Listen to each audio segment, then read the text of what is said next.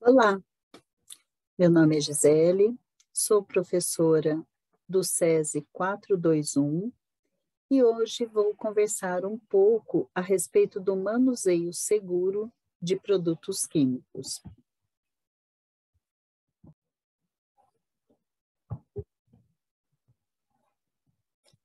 O manuseio seguro dos produtos químicos vai depender, então, de um conjunto de ações que são voltadas à prevenção, minimização ou eliminação de riscos inerentes às atividades de pesquisa, produção, ensino, desenvolvimento tecnológico e prestação de serviços, visando a saúde do homem, dos animais e a preservação do meio ambiente, uma vez que todos estamos conectados, interagindo em diferentes cenários. Eles podem ser encontrados por toda parte, não somente no ambiente de trabalho. Quando imaginamos o nosso ambiente de trabalho, podemos pensar: não faço manuseio de produtos químicos. Por que preciso saber dos riscos que eu posso passar, que eu posso correr? Porque, na verdade, como estamos interagindo, precisamos nos lembrar de algumas noções básicas quanto ao conhecimento dos materiais. Então, quando trabalhamos com produto de limpeza ou nos locomovemos por espaços que não são os habituais do nosso dia a dia, quando lidamos com alimentos e bebidas, ou mesmo com a água, estamos utilizando a química. Mas então, o que seria a química? Vamos assistir esse vídeo para lembrar um pouquinho das aulas de química? O que é a química? Há milhares de anos, os humanos aprenderam que o fogo, além de queimar, pode transformar as coisas. Aprenderam a cozinhar os alimentos para mudar sua textura e sabor, a cozinhar barro para fazer recipientes mais resistentes e a fundir e misturar metais para conseguir materiais mais fortes. Caramba! Sem saber, os seus antepassados já estavam usando química para transformar a matéria. Porque a química é a ciência da matéria e estuda sua composição, estrutura e transformações. A matéria está em tudo o que te rodeia. Está no ar que você respira, na água que bebe, na sua pele ou em seus ossos. E se olhar ao seu redor, encontrará em qualquer de seus 3 estados principais: sólido, líquido e gasoso. A matéria não se cria e nem se destrói, mas se transforma. Se você queima papel, não destrói sua matéria, a transforma em outras coisas, que neste caso são gases e sólidos. Mas do que é feita a matéria? Como a água ou a pele do seu corpo? Se pudesse olhar por um supermicroscópio, descobriria o átomo. O átomo é a partícula mais elementar e indivisível que compõe tudo o que te rodeia. Quando 2 ou mais átomos se unem, formam moléculas. Como eu, que sou uma molécula de benzeno formada por 6 átomos de carbono e 6 átomos de hidrogênio. As moléculas se agrupam e organizam com outras moléculas para formar a matéria de todas as coisas. Este é meu amigo Gloob, uma molécula de água. É composto por um átomo de oxigênio e 2 de hidrogênio. Milhões de moléculas como Gloob formam a água que você bebe todo dia. Caramba! Isso é muito legal! Átomos, moléculas, matéria. Isso é a química! Estudá-la e conhecê-la é entender como funciona seu corpo e o de outros seres vivos. É conhecer a Terra e suas possibilidades na agricultura, energia e outros recursos. É ser capaz de criar novos materiais que ajudam ao desenvolvimento e fazem a vida mais fácil. A química está em toda parte! Conhecê-la e entendê-la nos permitirá continuar evoluindo ao mesmo tempo que cuidamos do nosso planeta.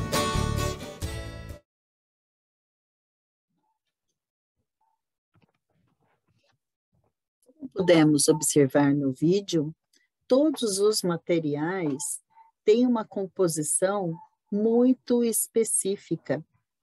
Então, os materiais que nós utilizamos são formados por diferentes moléculas, que na verdade são combinações de diferentes átomos, e essas unidades estruturais da matéria, quando unidas em proporções também diferentes, vão dar ao material propriedades que são muito específicas de cada um. Por exemplo, os ácidos têm como característica principal, além do sabor azedo, aqueles ácidos mais fracos que são encontrados nos alimentos, os ácidos também têm o poder de corrosão e eles, vamos dizer, eles conseguem se misturar muito facilmente na água. Dependendo de como fazemos a mistura e com qual substância misturamos o ácido, ele pode ocasionar até explosões. Se nós não conhecermos, que não precisamos saber de tudo, não é mesmo? Nós temos à nossa disposição, em primeira mão, as informações nos rótulos. Então, podem observar, nesse exemplo aqui, água mineral. O que vai ter de diferente na água mineral? Muita coisa. Porque a água mineral, ela tem essa denominação por trazer minérios em quantidades adequadas e necessárias ao nosso organismo. Ninguém toma água pura, que é a água destilada. É aquela água que vai na bateria dos carros, porque aquela água faz mal ao nosso organismo.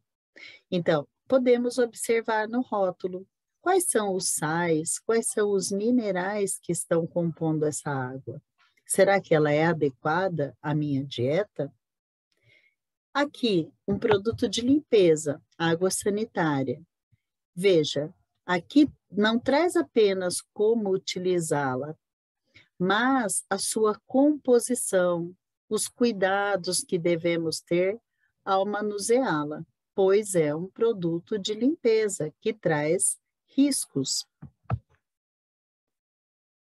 Bem, existem, então, algumas substâncias químicas presentes nos produtos de limpeza que utilizamos regularmente, que apresentam perigos, não só no seu estado natural, mas também quando misturadas em determinadas proporções.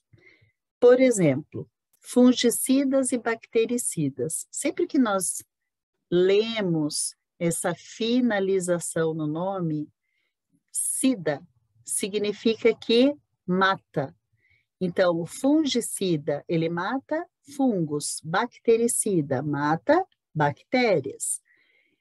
É perigoso. Por quê? Porque ele já vem com esse objetivo de eliminar determinados tipos de micro-organismos. Então, podemos observar essa característica no hipoclorito de sódio, que está presente na água sanitária. Por isso, por exemplo, para eliminar os micro-organismos das folhas antes de consumi-las, nós colocamos uma tampinha de hipoclorito de sódio para uma bacia de água. Ela deve estar, o sal deve estar diluído para que não faça mal para nós, além de fazer mal para os micro-organismos, que é o grande objetivo, né? Desejamos que o alimento esteja limpo, biologicamente falando, mas que não nos intoxique quimicamente. Ácido muriático. O ácido muriático é o ácido clorídrico, ele é altamente corrosivo. Remove óleos, gorduras, é muito utilizado para limpeza de chão, mas também remove pele. a reação do ácido em contato com a pele causa grandes e dolorosas lesões. Desentupidores de pias e ralos, por exemplo, soda cáustica, nitrato de potássio, hidróxido de potássio, o próprio ácido clorídrico e tricloroetano. São substâncias que nós precisamos ficar muito atentos quando lemos na composição do material que estamos utilizando. São substâncias tóxicas, corrosivas, perigosas, e há sinalizações nos rótulos quanto aos cuidados que devemos ter. Bem, a água sanitária, ela também traz outro foco de atenção, que é a liberação de gás cloro quando a utilizamos. O gás cloro se combina com o gás hidrogênio e forma novamente ácido clorídrico, que é muito tóxico para respirarmos. Detergentes para lava-louças e amaciantes trazem gás de amônia. Normalmente, na composição, conseguimos observar amônia, ou ainda hidróxido de amônia, ou sulfato de amônia. Podemos ver que a amônia está em comum ali e ela é liberada quando fazemos a sua utilização. Esse gás também nos prejudica, também traz toxicidade. Desodorizantes de ambiente, de um modo geral, trazem pequenas quantidades de substâncias tóxicas, como formol, fenol, o para-diclorobenzeno também. E as substâncias que usamos para polir móveis, principalmente de madeira, também trazem alguns componentes que podem ser tóxicos para o nosso sistema respiratório e para a nossa pele, se entrarmos em contato.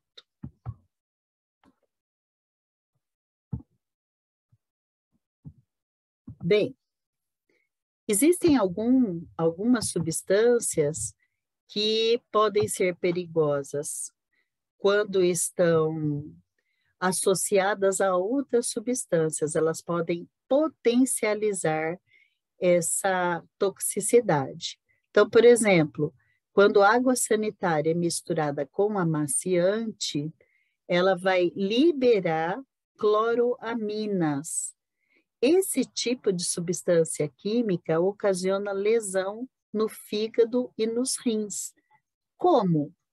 Só respirando. Os gases liberados já podem ir para o nosso sistema digestivo, né?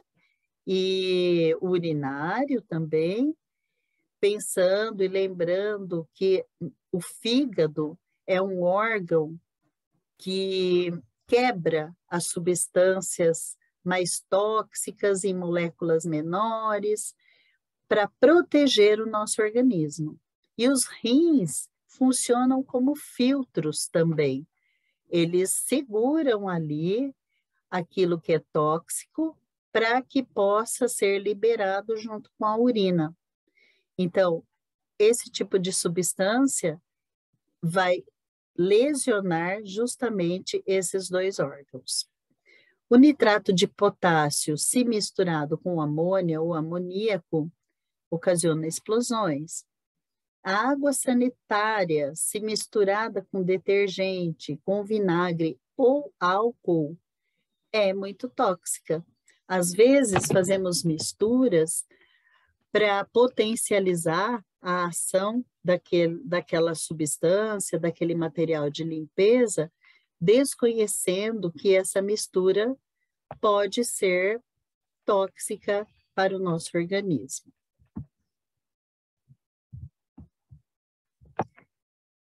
Bem, então, o que precisamos saber sobre o manuseio seguro? Quais itens são importantes verificarmos para que não soframos algum acidente ou não sejamos aquele que vai promover um acidente por desconhecimento.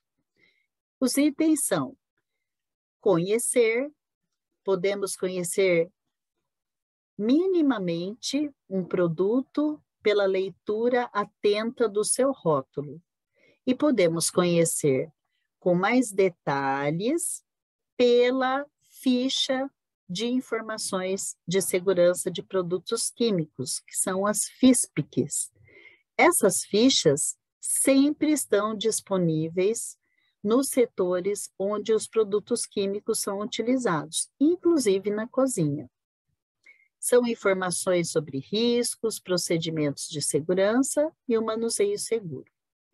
O inventário, ele traz fichas de informações que devem contemplar informações de natureza bem prática, a classificação daquelas substâncias, como deve ser realizado o transporte, quais equipamentos de proteção individual devem ser usados para o manuseio daquelas substâncias.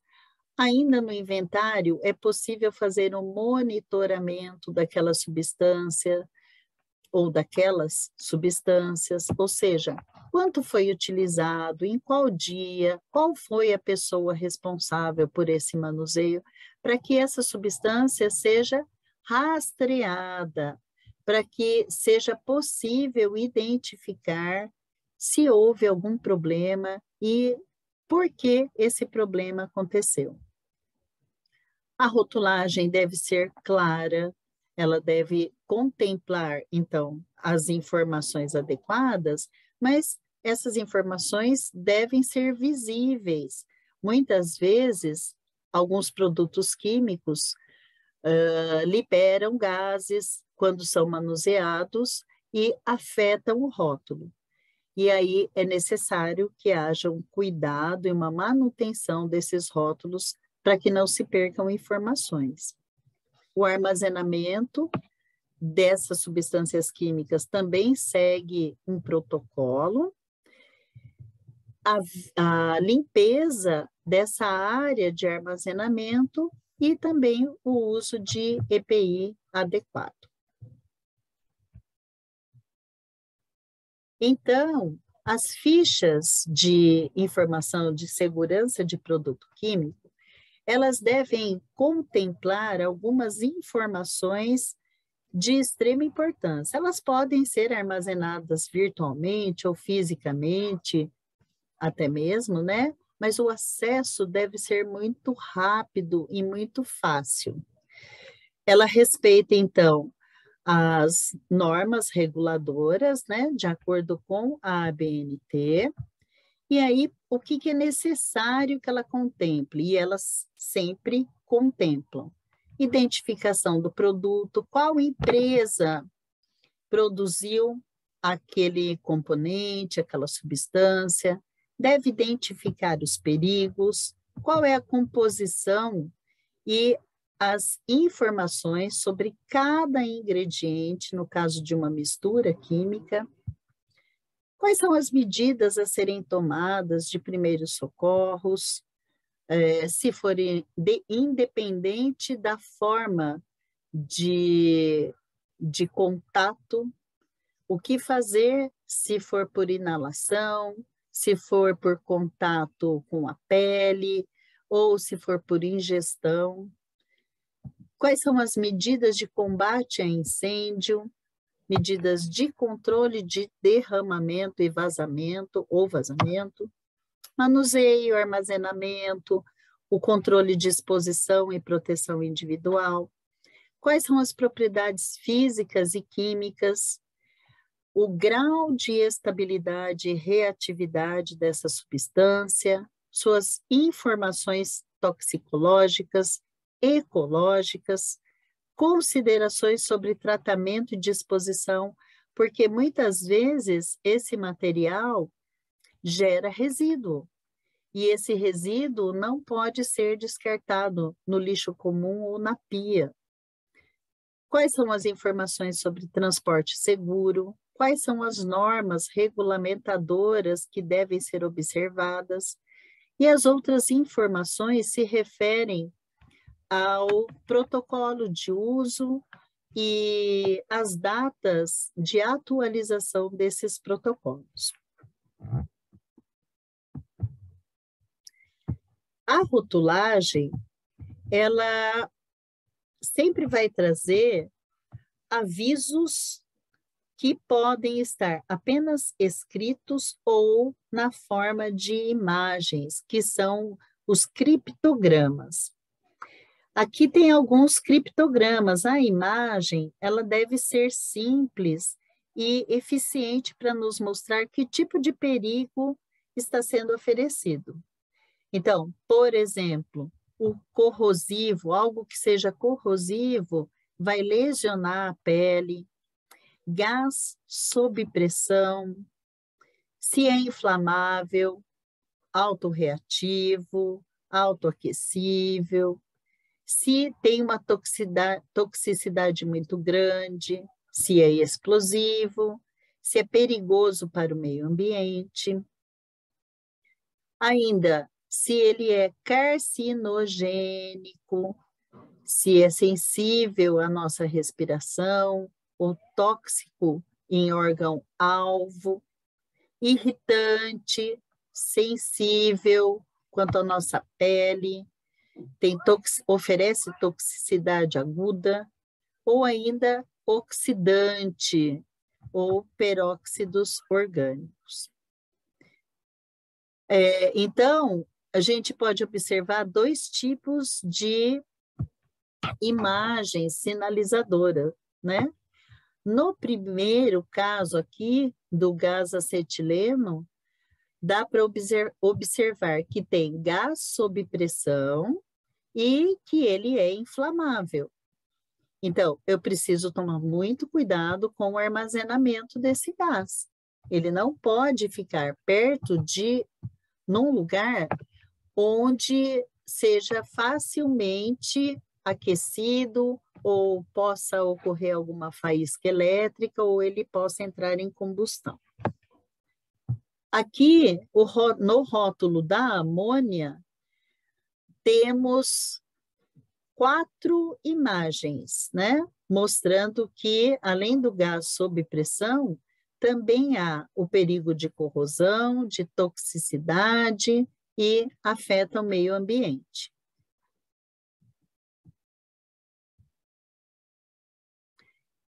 Uma outra forma de encontrarmos as informações da periculosidade de um determinado produto químico é através do diagrama de Rommel. Ele vai classificar ou categorizar esses riscos em cores diferentes e também colocando, por exemplo, quanto ao risco de vida, qual é a categoria em ordem crescente de perigo. Então, no azul temos aqui qual é o risco de vida, no vermelho a inflamabilidade, então ele traz qual é a temperatura para que esse gás, esse líquido ou esse sólido entre em combustão. Qual é o risco específico? Se ele é oxidante, corrosivo, criogênico, radioativo, se não pode ter contato com água, ou se o risco é biológico. E a reatividade. Então, ele é instável. Se ele for instável, ele já oferece perigo. Instável quando? Em caso de aquecimento, de mudança química violenta, ele pode explodir em caso de choque ou aquecimento, ou ele pode explodir subitamente. Então, essas informações e a categorização dessas informações nos trazem a informação de quão perigoso, de quão delicado, de quão sensível é esse produto químico. Isso é muito importante para que a gente possa se manter seguro. E se eu estiver trabalhando com algo que acabe gerando um resíduo? Por exemplo, eu realizo uma limpeza e uso produtos químicos diferentes que eu já sei que não irão interagir formando gases tóxicos, ou algum produto que seja nocivo à minha saúde, à saúde dos organismos vivos, do ambiente que está à minha volta.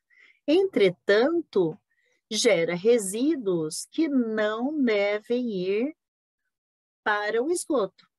Eles devem ter uma disposição final após tratamento químico. Então, esses resíduos são materiais e substâncias empregados, manipulados ou transportados no local de trabalho, quando perigosos ou nocivos à saúde. Eles devem conter no rótulo a sua composição, recomendações de socorro imediato e o símbolo de perigo correspondente, como vimos nos criptogramas, segundo a padronização internacional. No caso aqui, seria a norma regulamentadora 26. Então, devemos sempre observar que os rótulos são lembretes. Na verdade, eles são a primeira fonte de informação que nós temos, a mais simples, a mais rápida, mas que não é a mais completa. Então, se nós vamos manusear um produto químico diferente, se nós não temos todas as informações a respeito daquele produto de limpeza ou daquele material que tem uma composição química desconhecida para nós, precisamos acessar mais informações, para que, planejando o seu uso, saibamos quais são as medidas emergenciais no caso de acidente, o qual não deve ocorrer. E como armazenar? Na verdade, o armazenamento de produtos de limpeza ou de produtos químicos, ele não segue uma ordem por estética ou por nomenclatura. Na verdade, precisamos conhecer as propriedades, as características desses produtos para organizá-los de forma segura. Porque a incompatibilidade entre produtos químicos pode fazer com que ocorram acidentes sem que ninguém precise fazer nada, apenas pelos produtos estarem dispostos inadequadamente no seu armazenamento.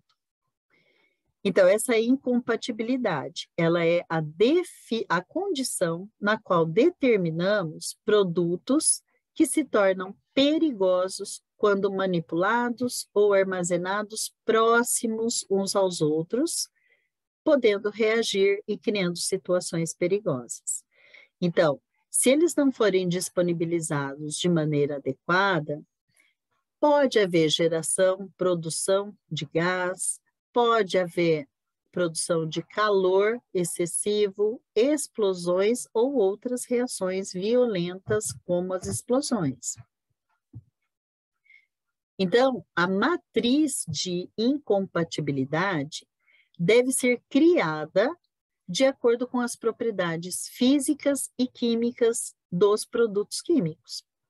Além disso, ela deve considerar as informações referentes aos potenciais riscos de reações perigosas, como incêndio, explosão, em decorrência dessa incompatibilidade. Onde encontramos essas informações? Nas fichas de segurança, nas FISPICs. Então, se nós vamos armazenar esses produtos químicos após o uso, eles devem ser armazenados primeiro observando qual é a matriz de incompatibilidade, se há uma matriz de incompatibilidade entre os produtos que serão armazenados. As principais medidas que devemos nos preocupar no armazenamento dos produtos são basicamente qual vai ser o local de instalação desses produtos ou de equipamentos.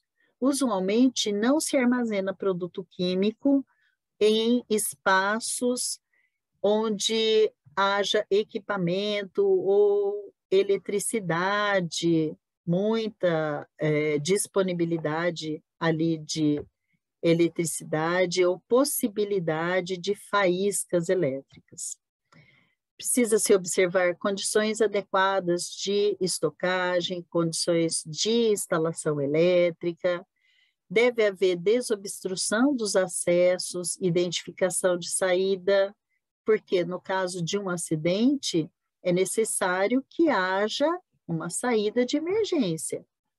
Sinalização de segurança, a rotulagem, a disponibilidade das FISPICs, o inventário, que é aquela organização das informações com fácil acesso, segregação adequada para evitar acidentes. Então, nunca um armário ou uma prateleira ou um espaço para armazenamento de produtos químicos fica de fácil acesso para as pessoas que não trabalham com aquele material.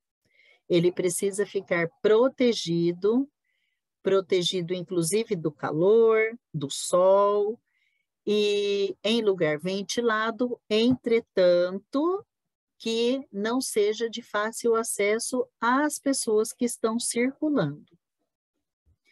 Condições adequadas de armazenamento, tais como controle da temperatura, ventilação, capacitação dos colaboradores que irão verificar, monitorar e até mesmo utilizar esses produtos. E o cumprimento das normas e legislações vigentes. E a limpeza? Como fazer a limpeza de um espaço onde eu tenho produtos químicos?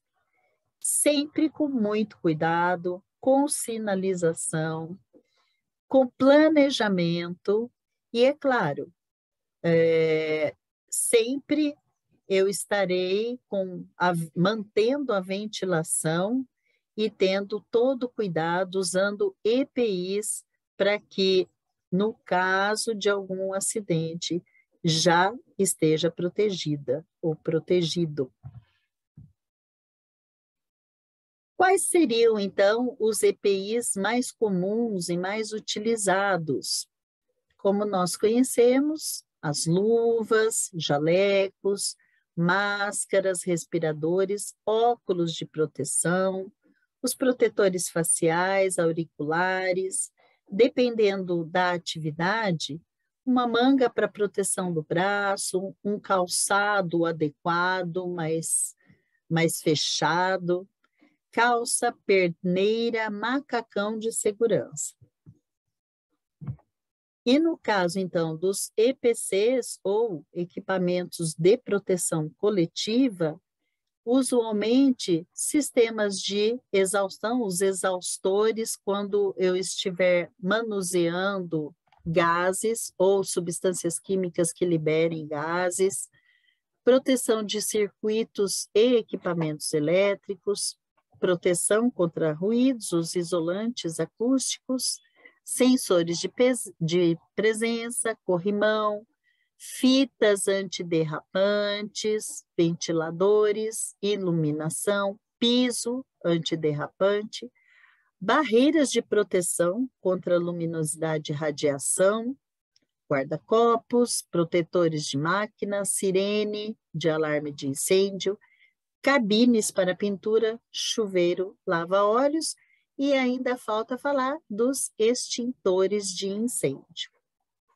Então, de um modo geral, precisamos tornar os ambientes onde circulamos adequados para a nossa segurança. Usualmente são feitos mapas que vão identificar quais tipos de perigos podem ser encontrados em cada setor. A partir desse mapeamento, se observam, então, quais são os equipamentos de proteção coletiva que devem estar disponíveis, quais são os equipamentos de proteção individual e os colaboradores que necessitarão desses equipamentos. Todas as informações devem estar disponíveis e facilitadas quanto ao uso dos equipamentos, bem como a capacitação sobre o seu uso, e quanto também ao uso de produtos ou substâncias químicas que podem ser utilizados. Agradeço a atenção e estou disponível para qualquer dúvida. Muito obrigada. Ficam aqui, então, algumas referências, no caso também de necessidade de alguma consulta a mais.